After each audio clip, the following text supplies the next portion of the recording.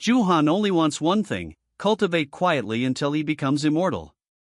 But every time he tries to avoid attention, demons, disciples, beauties, masters, and even the system itself drag him closer to the spotlight. Spoiler warning for chapters 10 through 19 of this Chinese manhwa. The setup is simple but hilarious. Zhou has absurd potential in a cultivation world, yet his greatest strategy is not showing off, not making enemies, and definitely not chasing romance or fame. Instead of acting like the usual hot-blooded hero, he treats every adventure like a death flag. These chapters continue after his earlier progress and show how Sect life refuses to stay peaceful. Strange visions appear, demonic threats stir, disciples gather around him, and his own reputation starts growing even when he tries to bury it. The joke is that caution keeps saving him, but it also makes every new reward and every new relationship feel more dangerous. Chapter 10 opens with a dark, supernatural mood, showing ominous red-black imagery, a shadowed presence, and a bright blue spiritual burst that feels more like a warning than a victory. Whether this is a direct confrontation, a vision, or symbolic danger is unclear, but it sets the tone. Quiet cultivation is not going to stay quiet for long. The chapter then pulls back into Sect life, where a young male cultivator and several others speak across interior rooms, outdoor spaces, and formal-looking settings. A young woman appears in a private scene, while groups of disciples and an adult Sect figure seem to discuss training or administrative matters. The important shift is from threat to routine, showing how danger now sits underneath everyday conversations. By the end, the chapter closes on another dark transition, suggesting the Sect's peaceful surface is already cracking. Chapter 11 brings the focus back to Zhou defining instinct: avoiding risk. A female cultivator visits and jokes around his successful seclusion, while another excited woman praises him like an immortal senior, especially because he has already shown the kind of strength that makes others rely on him. But Zhou does not enjoy that attention. When the outside world is described as a place full of chances, fame, and future glory, he reads the same pitch as a threat report. Fame attracts rivals, opportunities attract ambushes, and heroic travel attracts death. A mysterious figure even seems to agree with his logic. So Zhou doubles down on seclusion, continues cultivating over the years, meets the Foundation establishment spirit tree, accepts a fox-eared disciple, tests himself in simulated battle, and advances further. Even when another opportunity appears, his first reaction is suspicion. Chapter 12 balances silly Sect interactions with darker danger. Zhou is shown around a pink-haired child and other young disciples, creating a lighter training atmosphere where the child clings to him, reacts dramatically, and seems to become part of his growing circle. A green-haired child and other small disciples appear nearby, making the Sect feel more lively and chaotic. But the chapter keeps cutting into more ominous images, shadowy figures, demonic-looking enemies, bursts of bright power, and tense scenes involving a pale white-haired woman. A scarred older man and a blonde woman appear in separate threatening moments, suggesting the problem reaches beyond Zhou immediate location. A document or talisman-like page hints that information is being passed around. By the final pages, Zhou looks ready to make a decision, pulling the story from comedy back toward action. Chapter 13 starts with Zhou near a purple system-like screen, reminding us that his progress is not just talent but also tied to strange prompts and choices. The scene moves into a Sect building, then shifts toward a red-haired woman whose serious reaction makes the mood heavier. Soon, spiritual pressure erupts into a large purple and pink clash outside. Sword-like energy cuts through the confrontation, dark silhouettes move through the chaos, and the scene suggests either a barrier, a technique, or a demonic power being unleashed. What matters is the consequence. The Sect can no longer pretend these disturbances are small. Disciples and elders gather around the aftermath, trying to understand what just happened, while a shadowed figure closes the chapter with the feeling that someone is watching from behind the curtain. Zhou quiet life is becoming a Sect-wide problem. Chapter 14 widens the threat.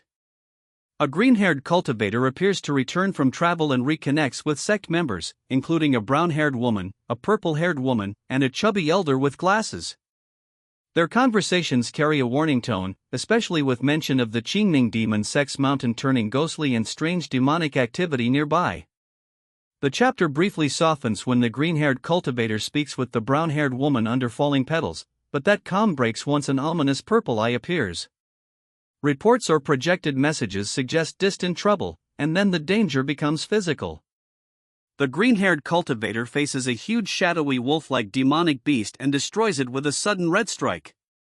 Afterward, a blonde swordswoman and companions arrive near a devastated area, implying this monster was only evidence of a much larger disturbance.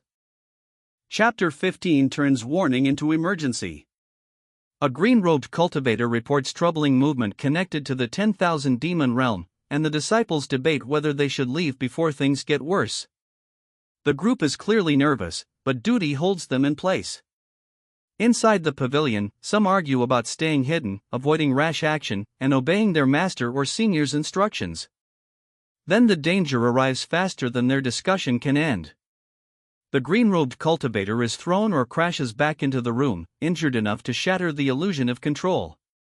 Outside, monsters or beasts surge near the mountain, and the cultivators sense that at least one enemy carries a terrifying golden core-level aura.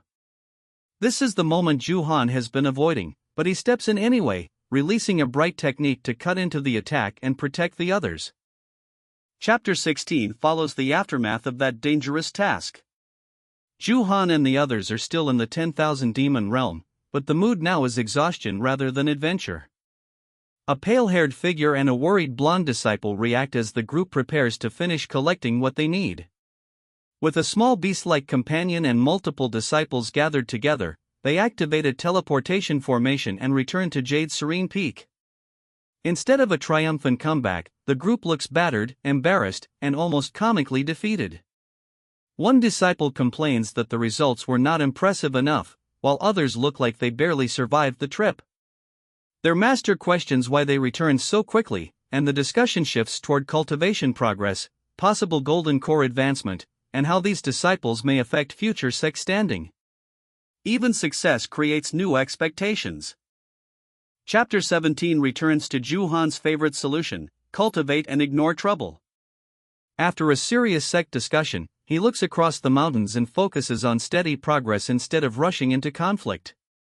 But the Sect keeps producing distractions. At night, disciples gather around a commotion, and a white-haired young man named Zhou is introduced. Zhou appears important enough to draw attention, but Zhou Han treats the situation as something troublesome that could waste time or create enemies. In a comedic mental reset, he decides to forget the matter because cultivation is still the most important thing. Then 6 years pass. Zhou Han wakes, goes outside, and later moves near the Sect stairs with other disciples. A bespectacled cultivator suddenly stops him and asks about Xing Hongxian, shocking him and pulling an old connection back into the story. Chapter 18 shows Zhou Han traveling with fellow disciples, but even the journey feels dangerous because a shadowy, mocking presence frames the trip like a trap. Zhou Han looks anxious, embarrassed, and sly by turns, while a bespectacled male disciple reacts with exaggerated alarm. Their exchange becomes almost comedic, with the companion emotionally crushed, frozen, and then clinging to Zhou Han in relief or panic. But the chapter is not only a travel gag. The scene moves into a formal Sect gathering where a white-haired female master addresses a large crowd. This public setting is exactly the kind of attention Zhou Han dislikes. Then the master speaks to him personally and gives him a jade medal for safekeeping. That token feels like protection, trust, or responsibility, and for Zhou Han, all three are dangerous. Chapter 19 puts Zhou Han's priorities into direct words. He does not want marriage, romance, or a flashy life. He wants immortality, and that means staying alive long enough to reach it. A red-haired woman becomes fascinated with him after their encounter, while Zhou Han remains guarded instead of flattered. In another scene, a hooded elder discusses the red-haired woman's reaction and treats Zhou Han's appearance and aura as enough reason for her interest. The elder also warns her to remember him carefully, which means Zhou Han has failed at his favorite mission, being forgettable.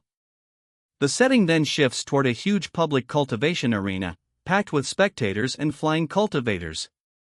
Zhou Han realizes far too many people are watching, panics over how he should behave, and the system notification appears like fate has just offered another risky choice. These chapters work because they turn cultivation power fantasy inside out. Zhou is not weak, but his survival instinct makes every normal genre reward feel like a curse. A mission brings monsters. A breakthrough brings reputation. A helpful master brings responsibility. A beautiful admirer brings exposure. Even a public event becomes terrifying because his greatest enemy is not always a demon beast, sometimes it is being noticed. By chapter 19, the manhwa has built a clear new pressure point. Zhou can keep growing in secret, but the world is becoming too crowded, too political, and too curious to let him stay hidden forever. That covers chapters 10 through 19. Subscribe for the next recap, because the system has appeared again, the arena is full, and Zhou now has to survive the one battlefield he hates most, public attention.